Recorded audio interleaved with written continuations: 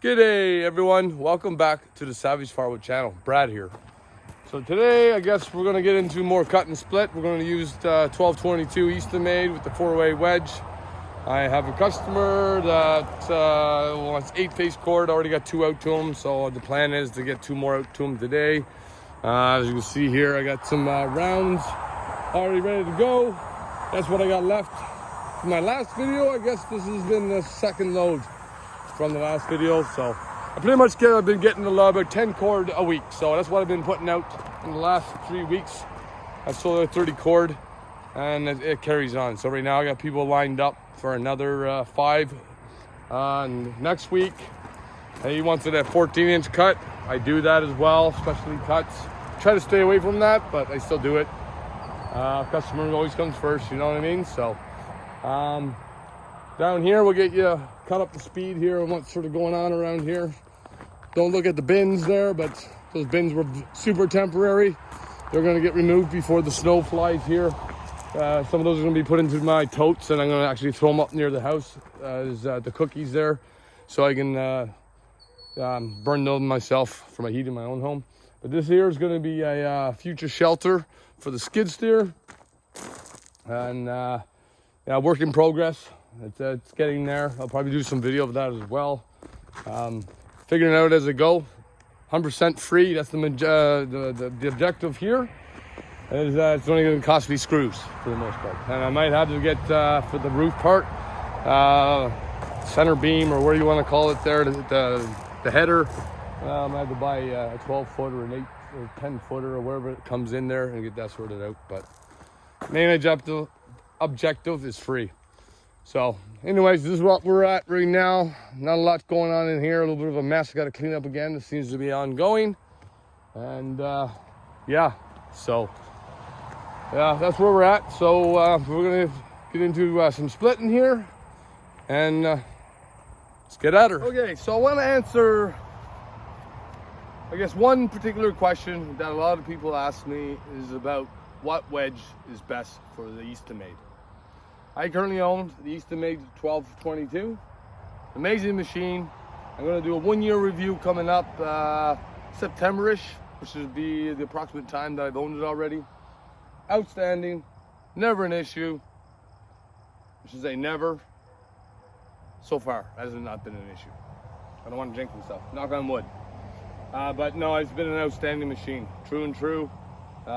If there was something, I would definitely say that. But I am a true believer of the machine, and it's outstanding.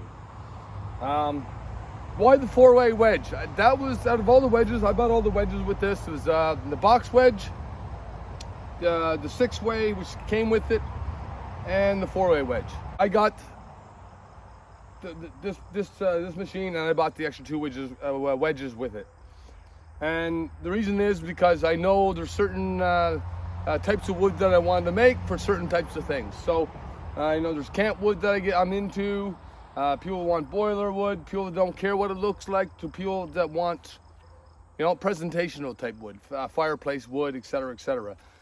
List goes on and on and on. So there's really no one wedge. If you were to say one wedge, I guess it would be the 4-way. Now, yes, your time and everything else, you got to do a lot of resplits for a lot of the stuff. Like a 4-way wedge, I'll give an example right now. A 4-way wedge with a round, I don't have a measuring tape with me right now, but that there is a 1 pass, right? And that will give you approximately about 3-inch pieces, right? And that's what I look for mainly, because I know my clientele and the people around here, majority, out of doing this for 4 years, that's what they want. They want 1-handers, right? Something you can put into a fireplace, something for a campfire, whatever they want to use that wood for. So that is the mainstream for me. There's also people that want boiler wood. So I know 2 weeks ago I delivered 10 cord to a customer that, he wanted it bigger. So, I took 25, almost 30-inch round logs and split them into 4. Boom, there you go, right? My personal experience so far, I've used the 6-way the least, because you really got to line up your wedges with the diameter rounds if you want that perfect looking wood coming at the end, which is my end result. It's always about what the product looks like at the end. What it's going out to is the finished product to the customer, what they see, what they're going to be handling, and et cetera, et cetera. So for me, the 6-way wedge is, I'm going to do more about that later on. I'm going to have to get that. For me right now, I say it was 18-inch diameter will give you an 18-inch diameter log or round will give you 3-inch split. 6-way out the door, one pass. So that's where I'm at with that. Instead of always changing the wedges and everything else, unless I get to the point where I'm like stacking wood and dividing my rounds to sorting out your round diameter to the splitter and your wedge, whatever you got put in there. That's where I'm at right now. Right now the 4-way's been in there majority. If I get into massive rounds, automatically I go into the box wedge, because once you get that box wedge on the splitter, it's on. You just pass it back and forth till it comes out, and it's all like nice, perfectly rectangular shaped pieces. Presentation is there. Yeah, you might get a little bit more kindling, but also, once again, it depends on how you get the log set into the cradle. There's a lot of variables. You're gonna get that anyways. I mean, there's always an offset to everything that you do, and especially when it comes to speed and whatever else. It doesn't matter how slow I work with this machine. That thing cycles 5 seconds. That's a cut and dry. So if I got like with the 4-way, yeah, you'll notice and you'll see it here. You'll see a lot of pullback for the secondary split, because this is the size I want it. Otherwise, yeah, you pass it through and it's still good for the most part. But for me, like I said, one-handers. That's the rule I go by. Till a customer wants it or he wants it bigger, I'm willing to work for it. So, like I said, enough rambling. Stay tuned. Let's get at her. We'll get split.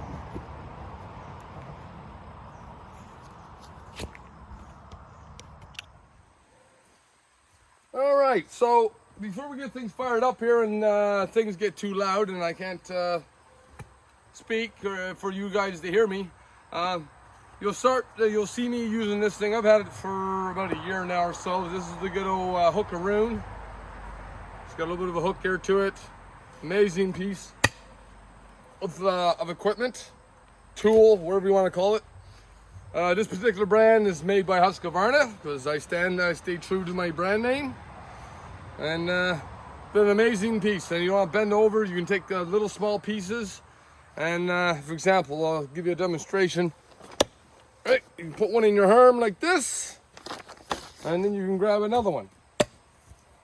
Right, so there's 2 pieces, right, in one go.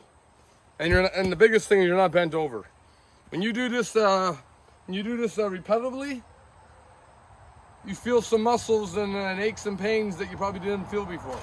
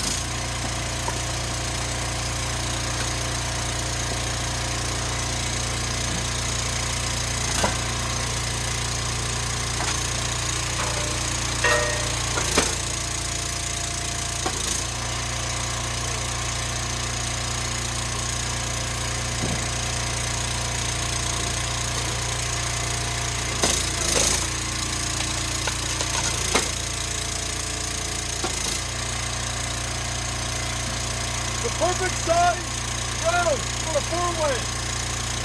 See how the make containers is.